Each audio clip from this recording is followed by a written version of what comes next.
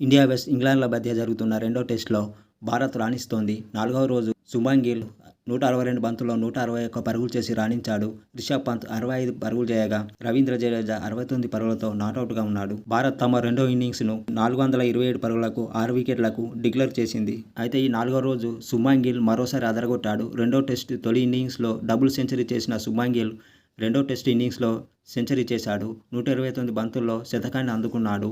అంతేకాదు ఒక టెస్టులో అత్యధిక రన్స్ చేసిన ప్లేయర్గా శుభ్మన్ గిల్ రికార్డు సృష్టించాడు. అంతేకాకుండా ఈ క్రమంలో 54 ఏళ్ల రికార్డును గిల్ బద్దలు కొట్టాడు. 1971లో సునీల్ గవాస్కర్ వెస్టిండీస్తో జరిగిన టెస్ట్ మ్యాచ్లో డబుల్ సెంచరీతో పాటు సెంచరీ సాధించాడు. తాజాగా 54 ఏళ్ల ఈ రికార్డును శుభ్మన్ గిల్ బ్రేక్ చేశాడు. అయితే అనంతరం ఇంగ్లాండ్ జట్టు 608 పరుగుల టార్గెట్లోకి బరిలోకి దిగిన ఇంగ్లాండ్ జట్టు 4వ రోజు ఆట ముగిసే సమయానికి 3 వికెట్లు కోల్పోయి 72 పరుగులు చేసింది. క్రీజులో ఒల్లీ పోప్ 24 పరుగుల వద్ద, హ్యారీ బ్రూక్ 15 పరుగుల వద్ద ఉన్నారు.